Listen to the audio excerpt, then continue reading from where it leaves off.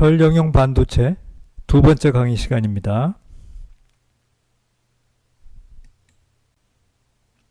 지난 시간에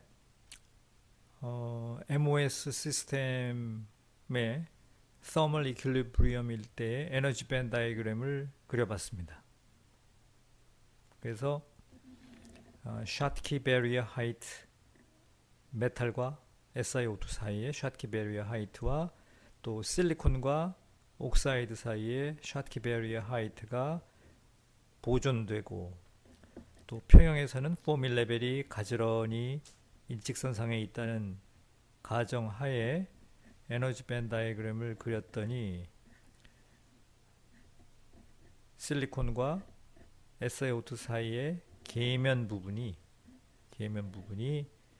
아래로 굽어지는, 밴딩 다운 되는 그런 모습을 우리가 관찰을 했습니다. 그래서 기판 내부, 벌크라고 부르죠. 벌크에서의 전공의 농도를 PO라 그러고, 계면에서의 전공의 농도를 PS라고 할 적에 PS가 PO에 비해서 줄어드는, 그래서 계면이 디플리션 된 상태를 우리가 봤습니다. 즉 PS가 PO보다, 머저리티 캐리어인 홀의 농도가 계면 쪽이 벌크 쪽보다 감소되는 그런 현상을 보았고, 이러한 상태를 우리가 서피스가 디플리션 됐다 라고 이야기한다고 이야기를 듣고 강의를 마쳤습니다.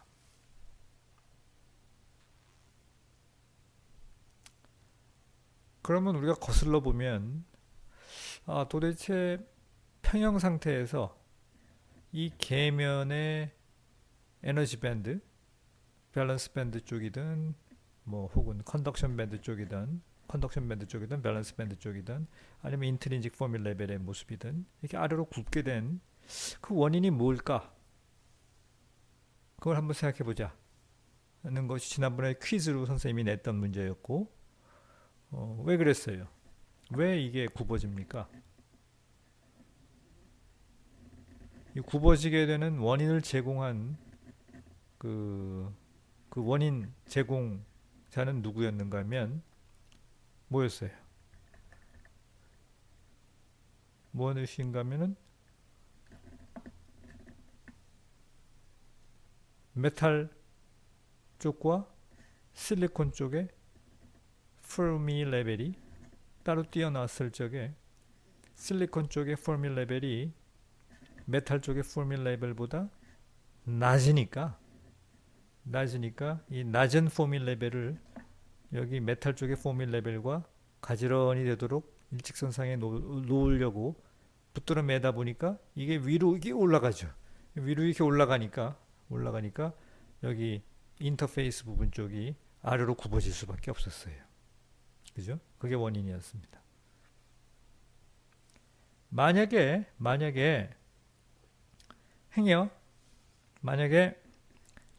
실리콘과 옥사이드와 알루미늄이 서로 떨어져 있는 상태에서 정말 운이 좋다 그럴까요? 운 좋게도 아니면 절묘하게도 실리콘 쪽의 포밀 레벨과 메탈 쪽의 포밀 레벨이 따로 떨어진 상태에서도 이미 같은 레벨에 있었다, 동일 레벨에 있었다고 치면 어떤 일이 벌어지겠습니까?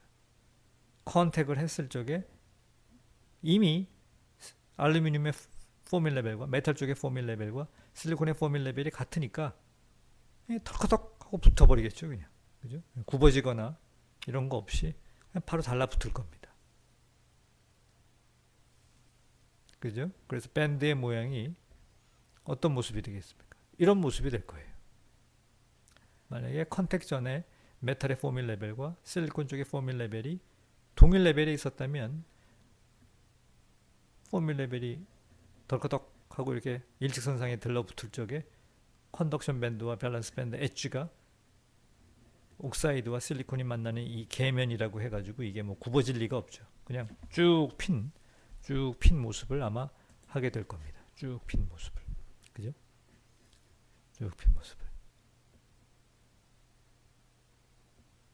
그러면 계면에서의 전공의 농도와 벌크에서의 전공의 농도 PS와 PO는 같을 수밖에 없죠. 그렇죠? 이러한 계면의 상태를 우리가 플랫밴드라고 합니다. 플랫밴드. 플랫밴드. 계면이 플랫밴드인 상태에 있다. 이렇게 얘기를 합니다. 플랫밴드. 플랫밴드. 플랫밴드. 그죠? 여러분 책 교과서 몇 페이지입니까? 이게 교과서를 한번 펴보세요. 6장에 297페이지죠. 297페이지에 그림 6-12도를 볼 것 같으면 6-12도의 A도 제일 위에 있는 그림을 볼 것 같으면은 메탈의 포밀 레벨 EFM과 실리콘 쪽의 포밀 레벨 EFS가 동일 레벨에 놓여 있고 컨덕션 밴드와 밸런스 밴드가 계면 상태에서도 플랫하게 펴져 있는 플랫 밴드 상태를 그려놨어요. 그죠? 그래서 우리 저자는 이 A도를 갖다가 이야기할 적에 그 피겨 6-12도의 피겨 캡션, 피겨 그 그림 설명을 한 그 문구를 읽어보면은 Venn diagram for the ideal MOS structure at equilibrium 이렇게 써놨어요.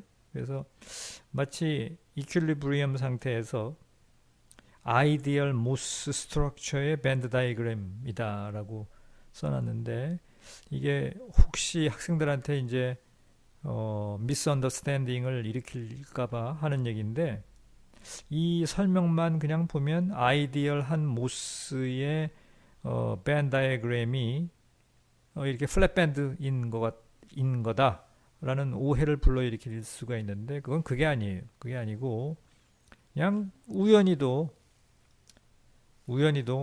뭐 재수가 좋은 건지 나쁜 건지 모르겠는데 메탈의 포밀 레벨과 실리콘의 포밀 레벨이 이렇게 어긋나 있지 않고 원래 떨어져 있을 적에 같은 레벨에 있는 그런 메탈과 실리콘을 조합을 했더니 그야말로 억수로 운 좋게 이런 플랫밴드 상황이 된 겁니다. 그래서 아이디얼한 거다라는 말은 좀 약간 어폐가 있는 얘기니까 조심해서 책을 읽기를 바랍니다. 아이디얼한 게 아니죠. 우리말로 이상적인 그런 모스라는 얘기가 아니고 그냥 뭐 억수로 뭐 이상한 운 좋은 그런 상황에서 플랫밴드가 된 거죠.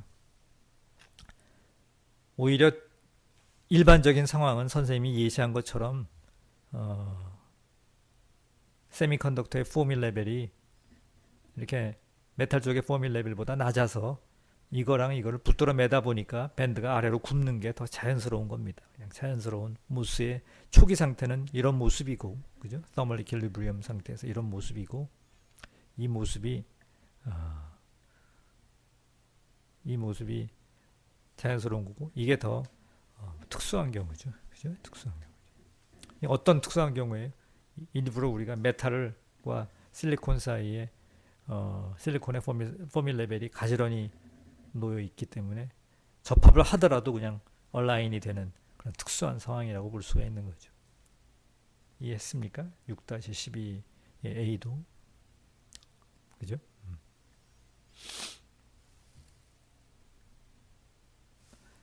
만일 따로 뛰어나왔을 적에 이 실리콘의 워크 펑션이 메탈의 실리콘의 포밀 레벨이 메탈의 포밀 레벨보다 오히려 위에 있다. 위에 있을 수도 있겠죠. 가령 당장 이게 만약에 N-타입 세미컨덕터라든가 만약에 세미컨덕터를 실리콘을 쓰지 않고 다른 세미컨덕터를 썼더니 컨덕션 밴드 레벨이 여기 있고 뭐 밸런스 밴드 레벨이 여기 있고 포밀 레벨은 뭐 여기에 있다. 뭐 그럴 수 있잖아요. 그러면은 포밀 레벨이 이쪽 세미컨덕터 쪽의 포밀 레벨이 메탈 쪽 메탈 쪽의 포밀 레벨보다 높죠. 그렇게 되면 높이 있는 포밀 레벨과 여기 포밀 레벨을 맞춰야 되니까 두 개를 맞추면 어떻게 되겠어요? 밴드가 여기서 보는 것처럼 위로 오히려 이렇게 들리워지는, 위로 밴딩 업 하는 모습이 되겠죠. 밴딩 업 하는 모습이. 그죠?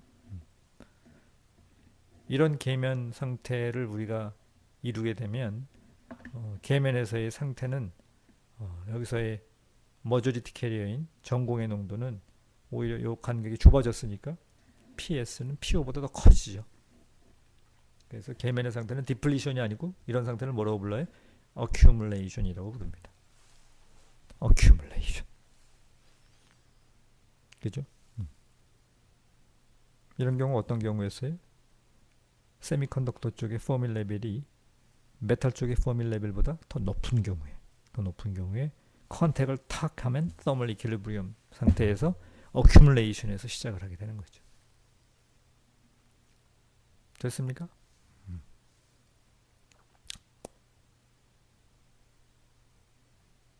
어큐뮬레이션. PS가 PO보다 더 큽니다. PS가 PO보다.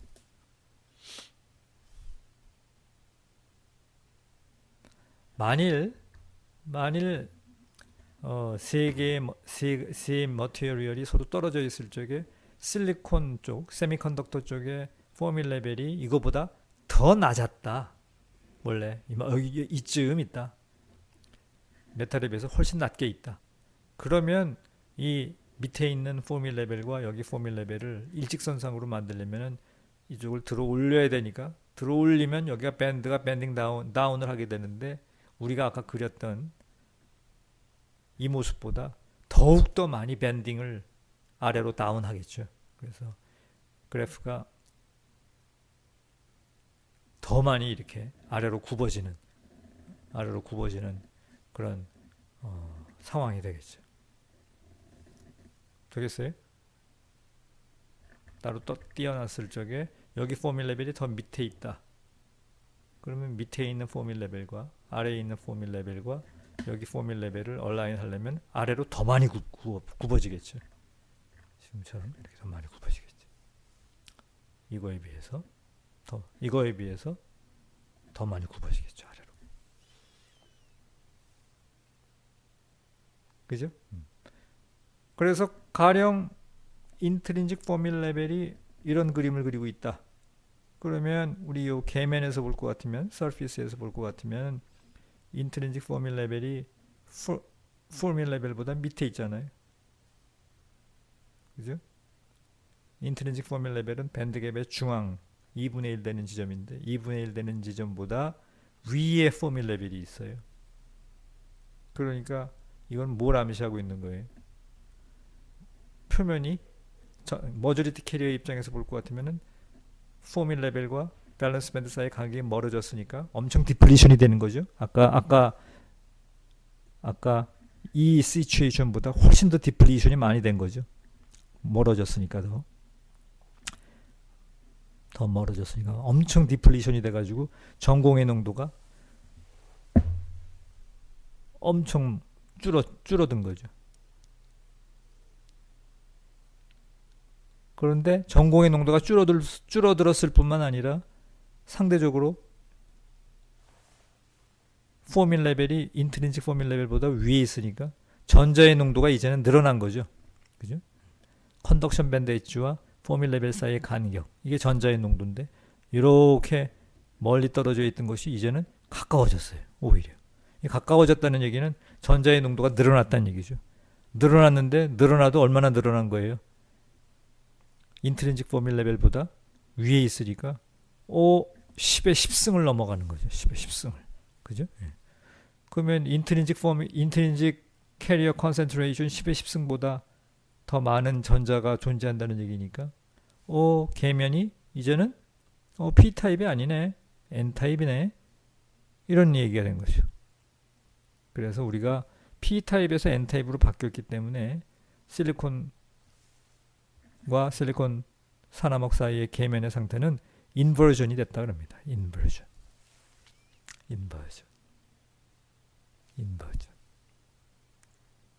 됐습니까? 인버전.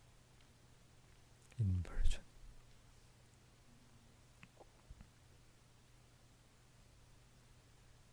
그죠?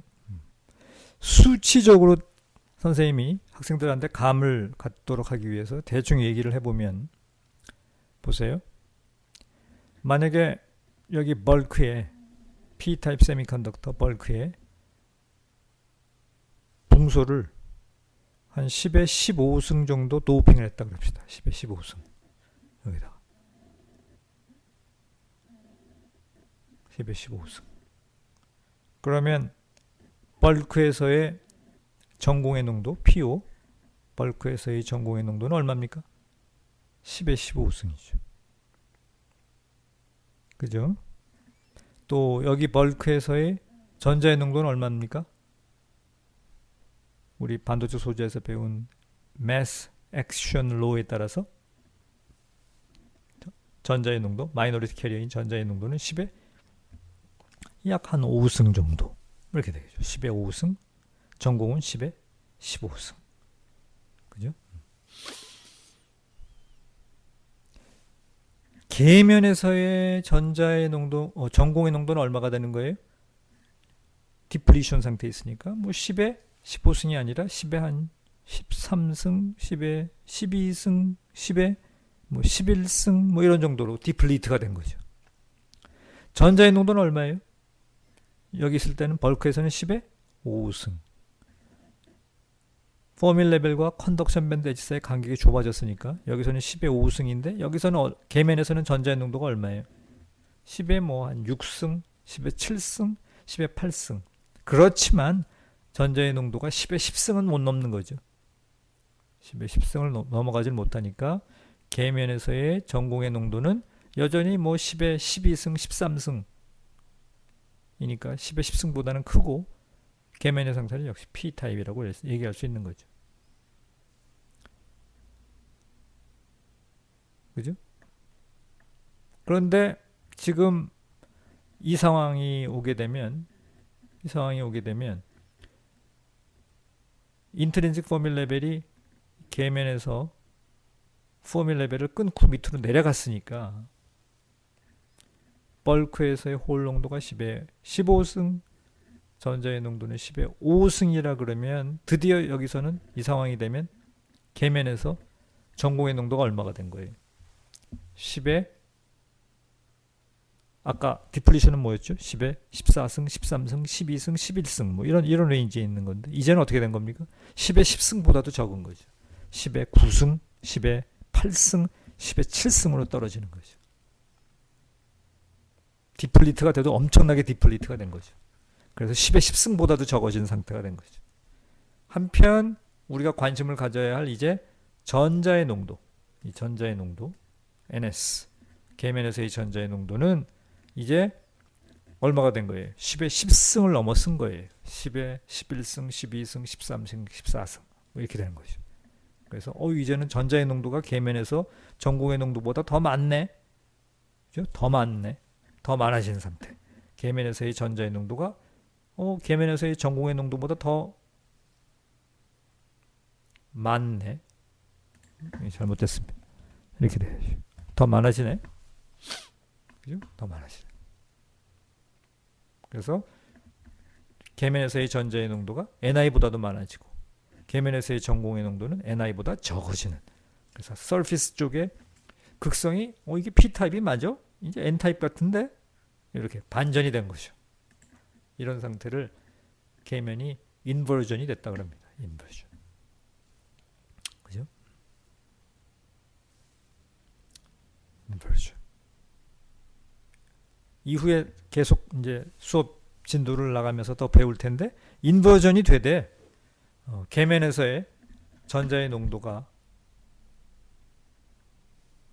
P에서 N으로 그냥 바뀌는 그러니까 인트린식 캐리어 컨센트레이션 10에 10승을 넘어가는 요 찰나를 위크 인버전이라고 부르고 10에 10승을 넘어서 10에 11승, 12승, 13승, 14승으로 증가를 하다가 계면이 이렇게 굽어졌는데 굽어져가지고 굽어졌는데 심하게 굽어져가지고 기판에서의 전공의 농도 얼마였었죠? 10에 15승을 넘어섰다. 그런 상황을 우리가 스트롱 인버전이 됐다 이렇게 얘기를 합니다. 그래서 인버전을 두 개로 가를 수가 있죠. 위크 인버전, 약한 반전, 스트롱 인버전 이렇게 바꿉니다. 이렇게 나눠서 우리가 이 얘기를 하는 것이 보통입니다. 됐어요?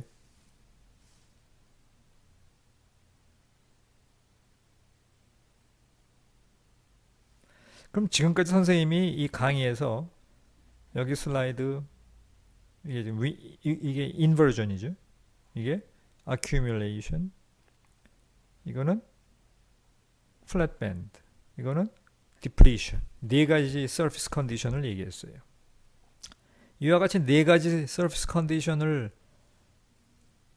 갖게 되는 원인은 뭐였어요? 따로 뛰어났을 적에 메탈의 포밀 레벨과 실리콘의 포밀 레벨의 상대적인 위치가 어떠냐에 따라서 계면 조건이 결정이 됩니다. 그죠?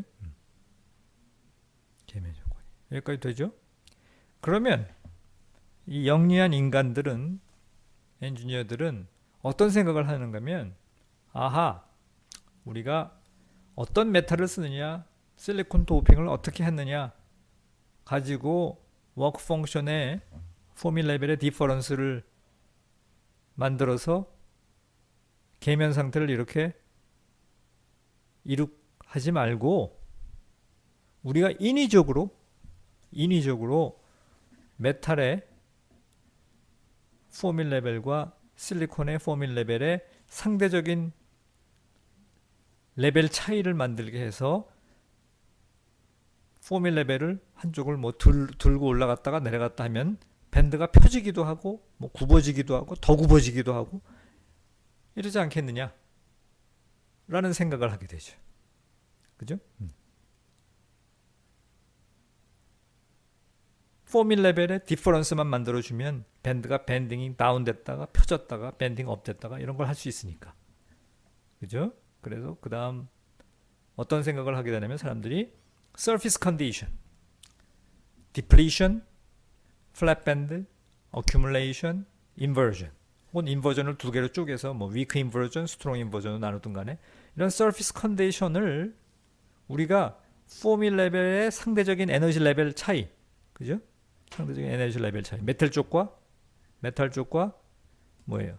실리콘 쪽의 상대적인 레벨의 차이에 의해서 서비스 컨디션이 결정이 되니까 만약에 포밀 레벨 한쪽을 상대적으로 다른 쪽에 대해서 끌고 올라간다든가 내려간다든가 끌고 올라간다든가 내려간다 하는 게 뭐예요? 바로 전압을 인가하는 거죠. 그죠? 전압을 인가해서 서피스 컨디션을 내가 임의로 조작할 수 있지 않겠느냐 하는 생각을 했습니다. 그죠? 이해되겠어요?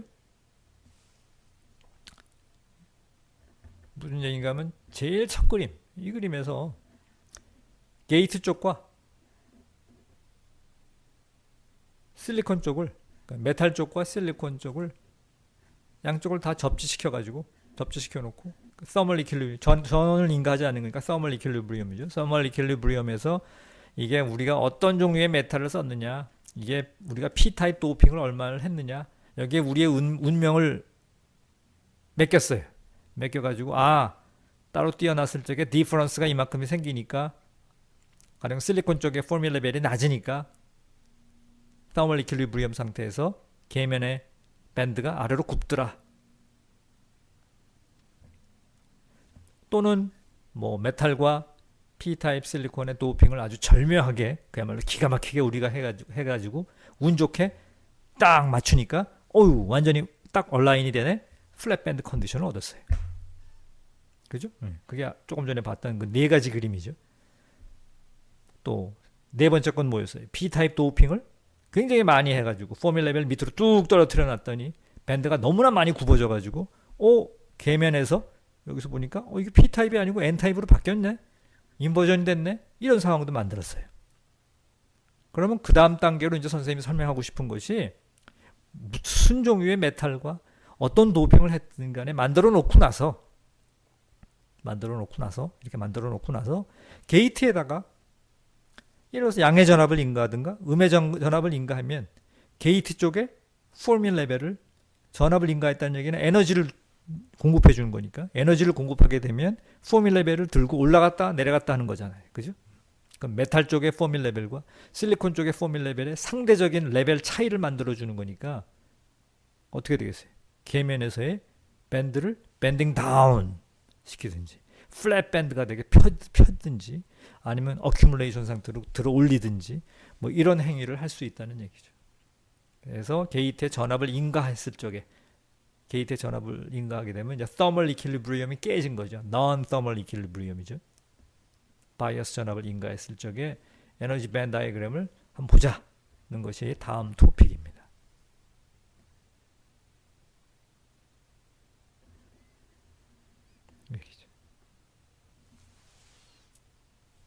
그렇죠? 그러니까 초기 조건, 전압을 인가하지 않았을 적에 thermal equilibrium 상태에서의 컨디션, 서피스 컨디션이 뭐냐는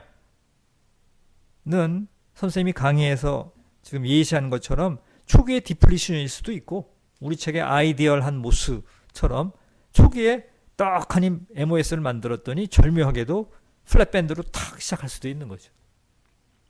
그죠? 아니면 우리가 모스를 탁 만들었더니 초기에 이 밴드가 위로 치켜들고 있어가지고 어큐뮬레이션에서 시작할 수도 있는 거죠. 아니면 네 번째로 MOS를 딱 만들었더니 인버전에서부터 시작할 수도 있는 거죠. 초기 조건이.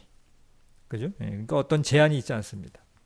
어떤 게 아이디어란 것도 아니고 어떤 게 뭐 적합하지 않은 것도 아니고 그냥 만들면 만든 대로 초기 조건이 있을 겁니다. 이렇게. 선생님의 이 렉처 노트에서는 초기 조건을 디플리션 상태로 놓고 강의를 시작하는 거예요. 그죠? 이제 확실히 이해가 되죠? 우리 교과서 6-12도는 초기 조건을 뭘로 얘기하는 거예요? 플랫 밴드에서부터 시작을 하는 거죠. 강의할 적에. 그래서 thermal equilibrium 상태에서 전압을 인가하지 않았을 적에 에너지 밴드 다이어그램을 익히 배운 대로 이런 그림이고 초기에 thermal equilibrium에서 전압을 인가하지 않았을 적에 계면에서의 전공의 농도 PS는 벌크에서의 농도보다 적은 디플리션 상태가 있는 거죠. 디플리트가 돼서 10에 15승이 아니라 뭐 10에 14승, 13승, 12승으로 디플리트 됐긴 됐지만 여전히 10에 10승보다는 많은 그래서 계면은 여전히 여기 아직 P타입은 P타입이야. 그러나 여기보다는 전공의 농도가 적어. 디플리트 됐어. 이렇게 된 그렇게 이야기하는 상태죠. 디플리션. 그렇죠? 이 상태에서 만약에 여기다가 게이트에다가 음의 전압을 인가했다고 칩시다. 게이트에다 음의 전압을 여기다 음의 전압을 인가했어요. 네거티브 볼테이지를 인가했어요. 네거티브 볼테이지 여기다 음의 전압을 인가했어요. 음의 전압을 인가하게 되면 여기 포밀 레벨을 끌고 올라가야 됩니까? 내려가야 됩니까? 음의 전압을 인가하면 생각해 보세요. 여기다 음의 전압을 인가했어요. 이 레벨을 끌고 올라가야 됩니까? 아니면 끌고 내려가야 됩니까? 에너지는 뭐예요? 전하량 곱하기 볼테이지죠. 그죠? 에너지는 Q 곱하기 V. 전자기학에서 이미 배웠어요. Q 곱하기 V.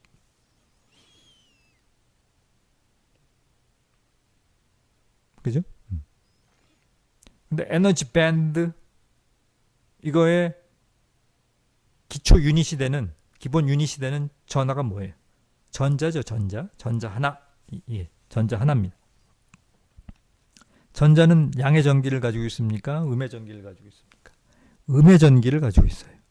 네거티브 차지. 보다 정확하게 얘기하면 마이너스 1.6 곱하기 10의 마이너스 19승 쿨롱의 전하량을 가지고 있죠. 음의 전기를 가지고 있어요. 음의 전기를 가지고 있는데 게이트 쪽에다가 네거티브 전압을 걸게 되면 마이너스에 마이너스를 곱하니까 양의 에너지를 주는 거예요. 양의 에너지를. 그죠? 그러니까 게이트 쪽에 에너지를 어떻게 주는 거예요? 올려주는 거죠. 이건 지금 에너지 밴드 다이어그램이니까 전위에 대한 그림이 아니라 에너지에 대한 거니까 에너지를 올려준 거예요. 이렇게 올려줘. 여기다가 게이트에다가 네거티브 전압을 인가하면 게이트 쪽에 포밀 레벨을 어떻게 한다고? 끌어 올라가는 거예요. 이걸 끌어 올린다는 얘기는 상대적으로 실리콘 쪽의 포밀 레벨을 끌고 내려간다는 얘기죠. 그죠? 잘 생각해 보세요. 여기에 포밀 레벨을 붙잡고 오른손으로 붙잡고 여기는 왼손으로 붙잡고 여기를 끌고 내려가요. 아니면 이걸 끌고 올라가든지 이걸 끌고 내려가면 어떻게 됩니까? 아래로 굽어졌던 밴드가 펴지죠. 그죠? 게이트에다가 네거티브 바이어스를 걸게 되면 네거티브 전압을 인가하게 되면 그래서 네거티브 전압 마이너스 음의 전압입니다. 인가하게 되면은 상대적으로 실리콘 쪽의 포밀 레벨에 비해서 걸어준 전압만큼 마이너스 0.2V, 마이너스 0.3V 걸어준 만큼 이쪽이 올라가니까 밴드가 아래로 굽었던 것이 펴지기 시작해요. 펴지기 시작합니다. 그죠? 펴져요. 펴지다가 얼마만큼을 걸어주게 되면 완전히 플랫하게 펴질까요? 완전히 원래 따로 띄어놨을 적에 포밀 레벨의 디퍼런스만큼 그 디퍼런스가 뭐예요? 메탈의 워크 펑션과 실리콘의 워크 펑션의 디퍼런스죠. 요거만큼 내가 걸어주게 되면 완전히 펴지게 할 수가 있는 거죠. 그죠? 오케이? 그래서 게이트에다가 네거티브 전압을 인가하게 되면 아래로 밴딩 다운 했던 밴드가 서서히 펴지기 시작하는데 바야흐로 게이트에다가 플랫 밴드 볼테이지 크기는 Pm 빼기 Ps 만큼 크기가 되는 플랫 밴드 볼테이지를 인가해 주게 되면 급기야는 여기에 컨덕션 밴드 엣지와 밸런스 밴드 엣지가 완전히 플랫하게 펴진다 이런 얘기입니다. 펴지게 되면 이제 PS하고 PO하고 같아지는 거죠. 계면 상태가 디플리션 상태에서 어큐뮬레이션 상태로 바뀌었어요. 어떻게 함으로써? 게이트에 네거티브 볼테이지를 인가함으로써. 앞전에 우리가 설명했던 것처럼 뭐 절묘한 메탈과 절묘한 도우핑을 조합해가지고 플랫 밴드를 만들었다 이게 아니고 게이트에다가 플랫 밴드 볼테이지를 인가해서 굽었던 밴드를 편 거죠. 이렇게. 됐습니까? 설명하는 데 있어서 좀 어떤 변화가 발전이 있는 거죠 지금 지난 시간에 비해서. 됐습니까? 이 상태에서 우리가 만약에 게이트에다가 네거티브 전압을 더 걸었어요. 더 플랫 밴드 볼테이지를 지나서 더 걸었어요. 그러면 더 끌고 올라가는 거죠. 더 끌고 여기를 내려간다는 얘기. 그럼 어떻게 될까요? 밴드가 자연스럽게 위로 이렇게 치켜들겠죠. 밴드가 밴딩 업 합니다. 계면 상태를 뭐로 우리가 유도를 한 거예요? 디플리션에서 시작해가지고 플랫 밴드를 거쳐서 어큐뮬레이션 상태로 온 겁니다. 그죠? 어큐뮬레이션 상태로.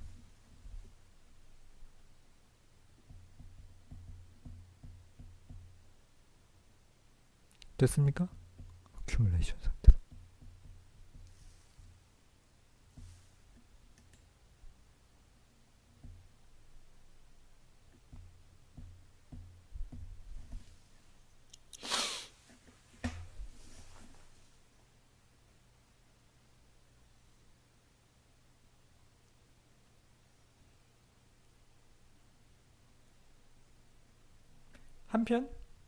한편 원래 이런 계면 상태가 디플리션인 상태에서 게이트에다가 양의 전압을 인가하게 되면은 게이트 쪽에 포밀 레벨을 밑으로 끌고 내려가는 것이고 이는 다시 얘기하면 상대적으로 실리콘 쪽의 포밀 레벨을 끌고 올라가는 거죠. 그러니까 계면이 밑으로 이 밴드가 밴딩 다운 하고 있던 게 더욱더 아래로 밴딩이 되겠죠. 이런 모습이 되겠죠. 그래서 급기야 계면에서 인트린식 포밀 레벨이 포밀 레벨보다 밑으로 이렇게 치고 내려가는 상황이 벌어지게 되면은 계면에서의 전자의 농도가 홀의 농도보다도 많아지고, 그죠? 왜? 포밀 레벨이 밴드 갭의 중앙보다 위에 있으니까 이거는 이제 N타입이라는 얘기죠. N타입. 틀렸네. NS가 또 뭐 많아지고 NS가 NI보다도 많아지는 거고 PS는 NI보다 적어지는 이런 상황이 만들어지죠. 이런 상황을 우리가 뭐라고 부르냐면 인버전, 특별히 우리가 weak inversion이라고 부릅니다. weak inversion, weak inversion, weak inversion, weak inversion, 그죠? weak inversion. 게이트에다 포지티브 바이어스를 더 걸었다, 더 걸게 되면은 이게 더 꺾여지겠죠. 더 꺾여져요. 더 꺾여져 가지고 어떤 상황이 벌어지는가 하면 이걸 뭐라고 부른다 그랬어요 선생님이 지금? 이런 상황을 weak inversion이라고 그래요. weak inversion.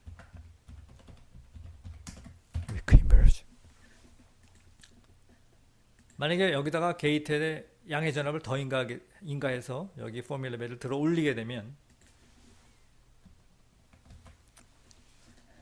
이 밴드가 더 아래로 굽어지고 다음의 그림처럼 더 밑으로 굽어지죠. 그래서 급기야는 어떤 상황이 벌어질 수가 있어요? 계면에서의 전자의 농도가 멀크에서의 호울 농도보다도 많아지는 상황이 벌어질 수가 있어요. 표면에서의 전자의 농도가 벌크에서의 전공의 농도 뭐예요? PO.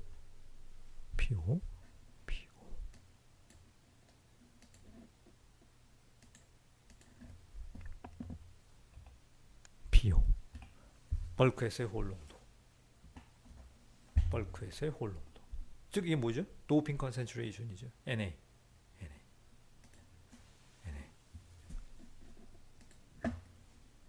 LA. 도핑 컨센트레이션, accepted 도핑 컨센트레이션, NA.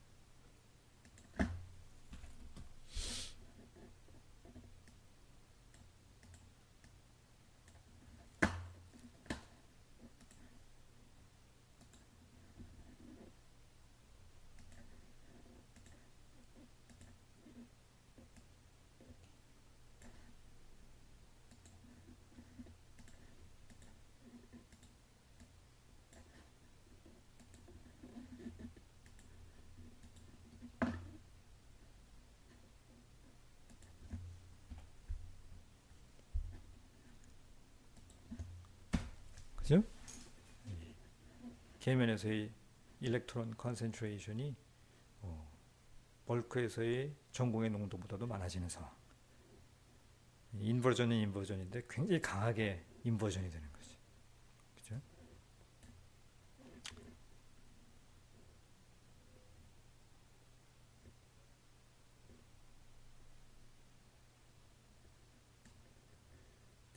이건 필요 없는 얘기죠.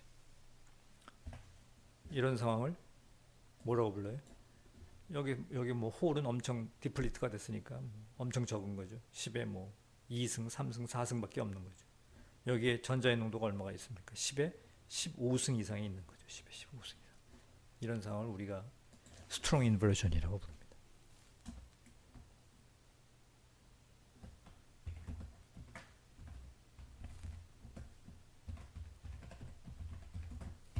스트롱 인버전 이렇게 부릅니다. 스트롱 인버전.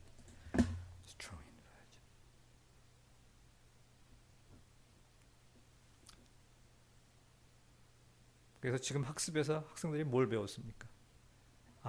게이트에다가 전압을 인가해가지고 계면의 상태를 얼마든지 바꿀 수 있다는 걸 배웠죠. 그래서 그 서피스 컨디션을 잘 디스크라이브 하기 위해서 우리가 새로운 포텐셜을 정의를 하게 됩니다. 새로운 포텐셜. 그 포텐셜을 우리가 모스 엔지니어들이 서피스 포텐셜이라고 그러는데 그 서피스 포텐셜이 뭔지 이거에 대해서 학생들이 잘 배워야 돼요. 서피스 포텐셜이 뭔지. 지금부터 그 강의를 시작을 하도록 하겠습니다. MOS 구조의 밴 다이그램에서 우리가 이 왼쪽은 그리지 말고 이제 편의상 여기만 그려보겠습니다. 이쪽 부분만. 그래서 그걸 다시 그리게 되면 이런 모습이 됩니다. 다시 한번 보게 되면 여기가 뭐예요? 옥사이드 쪽이죠. 이 부분이 뭐예요? 디플리션 영역이죠. 디플리션 영역. 여기를 우리가 흔히 뭐라고 불렀어요? 벌크 영역 혹은 뉴트럴 영역 이렇게 부르는 거예요. 뉴트럴 영역, 디플리션 리전, 옥사이드, 그죠? 최초의 그림, 이 그림으로 얘기하면은 지금 옥사이드 밑에 여기가 뭐예요? 여기가 디플리션 영역, 그 밑에 있는 여기가 뉴트럴 영역. 이 디플리션 영역에는 전하 분포가 어떻게 되어 있는 건가요? 여기에는 아이오나이즈드 억셉터들만 있는 거죠. 디플리트가 됐으니까 전공이 없으니까. 여기가 지금 P타입이니까 억셉터 이온들이 있을 거 아니에요. 그죠? 억셉터 이온들. 억셉터 이온들은 뭐예요? 전공을 내주고 자기는 음이온이 되는 거죠. 음이온. 그런데 자기가 내준 전공들이 전부 디플리트 된 거죠. 디플리트 돼서 사실은 어디로 간 거예요? 내가 선생님이 한 번도 아직 설명하지 않았는데 디플리트 된 홀들이 어디로 가요? 알루미늄과 SiO2 사이에 이 경계면에 홀들이 쌓이는 거죠. 홀들이. 그래 가우스의 법칙을 만족을 하는 거죠.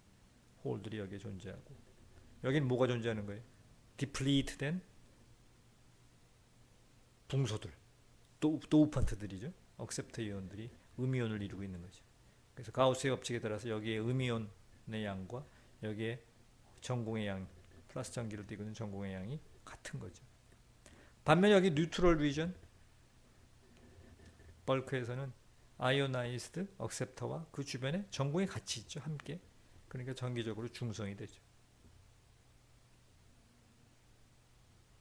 그죠? 그래서 여기가 디플리션 영역, 여기가 뉴트럴 영역. 밴드가 아래로 이렇게 굽어지고 있어요.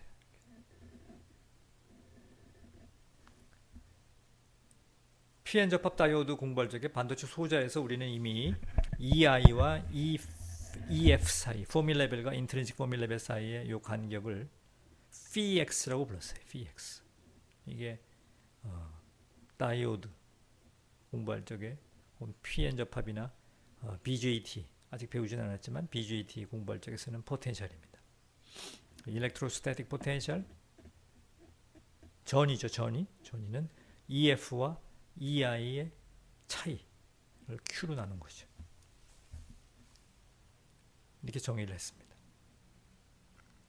EI가 X의 함수고 EF는 컨스탄트한 거죠. 그렇습니까? 이게 일렉트로스태틱 포텐셜이에요.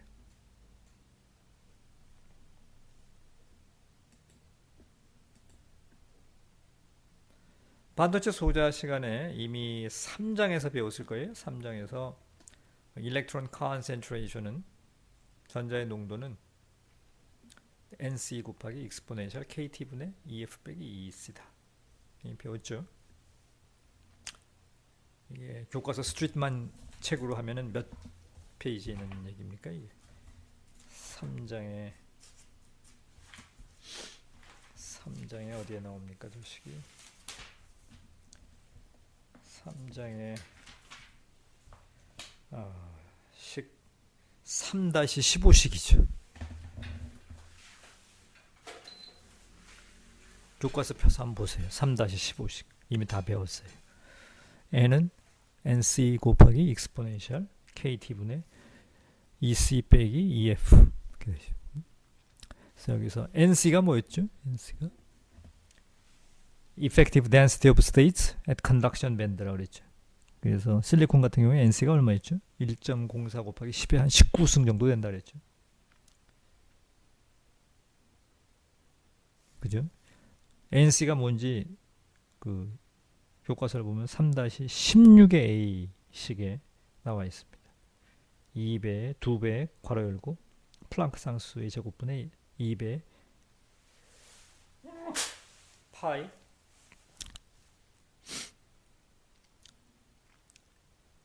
이펙티브 매스에다가 KT를 곱해서 2분의 3승이었죠.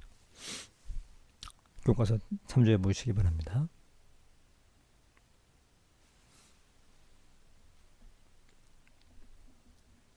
편의상 요식을 EI를 한번 뺐다가 EI를 한번 더했다가 이렇게 재간을 피웠어요. 크게 달라지는 거 없죠. 그러면 NC의 NC에 NC 요거에다가 요 뒤에 거 요걸 곱하면 요게 뭐예요? 요걸 곱하면 요게 포밀 레벨이 EI일 적의 전자의 농도죠. EF에다 EI를 대입한 거니까. 그러면 NC에다가 익스포넨셜 요걸 곱한 게 뭐예요? 포밀 레벨이 EI일 적의 전자의 농도니까 그게 바로 Intrinsic Carrier Concentration NI가 되는 거죠. 그래서 N은 NI 곱하기 익스포넨셜 KT의 EF 빼기 EI다. 라는 것도 반도체 소자에서 배웠습니다. 여러분 책 3장에 몇 식인가면 이게 3-25의 A식입니다. 다 3장에서 배웠던 거예요. 이건 뭐 3장 반도체 소자에서 배웠던 거니까 우리 지금 전력용 반도체 소자에서 새로울 게 없습니다. 그리고 이 F 빼기 EI는 방금 이 정의에 의하면은 P로 표시하게 되면 일렉트로스타틱 포텐셜 P로 표시하게 되면 이렇게 표현되는 거죠. 그죠? 여기까지 새로운 거 하나도 없어요. 그런데 우리의 경우에는 이 모스 엔지니어들의 입장에서 볼 적에는 지금 벌크에서와 계면에서의 컨덕션 밴드 엣지나 인트린직 포밀 레벨이나 밸런스 밴드의 엣지의 모양이 이게 굽어지죠. 지금 굽어지고 있죠. 굽어지고 벌크를 대비해서 그렇기 때문에 이 PN 다이오드나 BJT 엔지니어들이 사용하는 이 일렉트로스태틱 포텐셜을 쓰지 말고 다른 표현식을 쓰는 게 더 편리합니다. 어떻게 전개를 해나가는지 한번 보십시다. 여기까지 얘기했었죠. 마찬가지로 전공의 농도는 3장에서 NV 곱하기 익스포넨셜 KT의 EV 빼기 EF 이렇게 배웠었어요. 이것도 마찬가지로 한번 EI를 뺐다가 EI를 더했다가 하면은 NV에다가 이렇게 하면은 포밀 레벨에다가 EI를 넣었을 적의 값이니까 이게 뭐예요? PI. PI는 다시 NI. 그래서 NI 곱하기 이런 식으로 표현되죠. 다시 표현하면 NI 곱하기 이렇게 돼요. 그죠? 이것도 뭐 새로운 거 없어요. 그냥 반도체 소자 시간에 배운 그대로입니다.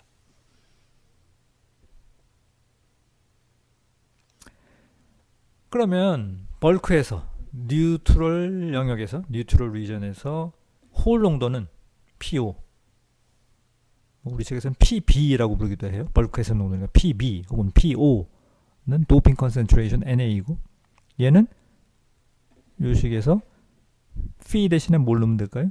벌크에서의 Phi죠. 벌크에서의 Phi. 이 Phi가 벌크에서의 Phi는 요게 벌크에서의 Phi고 요게 쭉 와서 계면으로 오게 되면 벌크에서의 Phi가 여기 작아지죠. 점점 작아지죠. 이렇게 되면 여기는 음수가 돼버리죠. 음수가.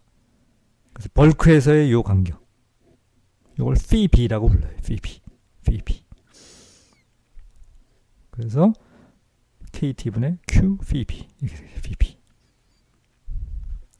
마찬가지로 전자의 농도는 뭐 우리가 알고 있는 매스 액션 로에 의해서 NI 제곱을 NA로 나눈 것일 거고 요거는 다시 NI의 요 식에서 NI의 익스포넨셜 KT분의 Q Phi 벌크에서니까 Phi B 이렇게 되죠. Phi B라는 거는 도핑 컨센트레이션을 NI로 나눠서 로그를 취한 다음에 KT를 곱한 거죠. 그죠?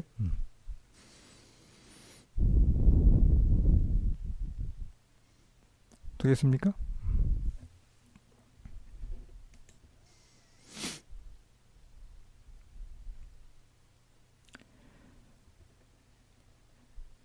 한편 디플리션 영역에서 벌크에서 얘기가 끝났고 여기서 디플리션 영역에서 이 부분에서는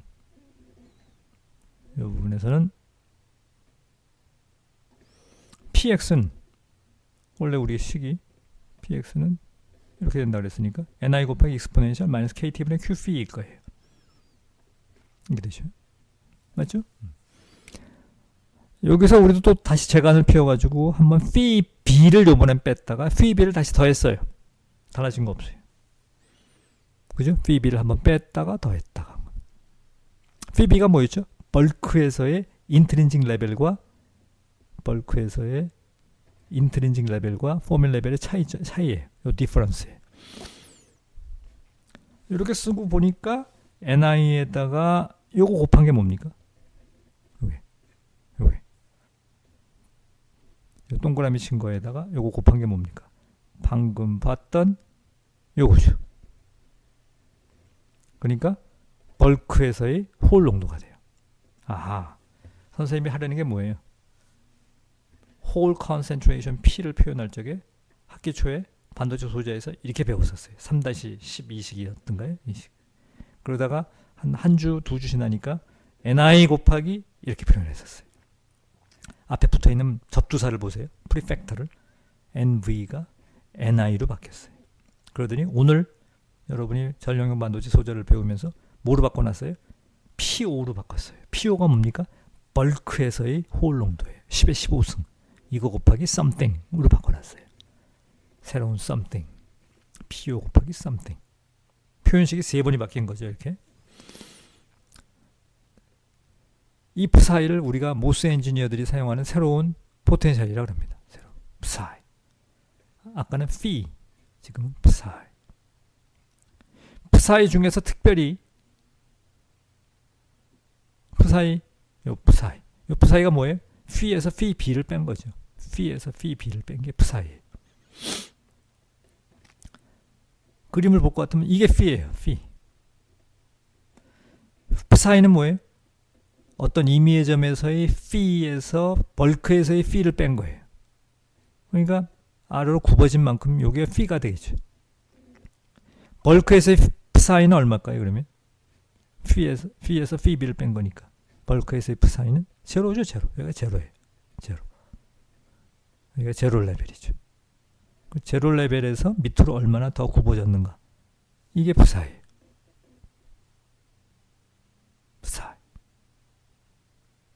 특별히 x equal 0. x equal 0는 뭡니까? 어디입니까? SiO2와 실리콘이 만나는 요 교점, 전면, 경계면. x equal 0에서의 psi를 우리가 psi s라고 해가지고 surface potential이라고 합니다. 특별히 x equal 0에서 계면에서의 psi를 surface potential psi라고 합니다.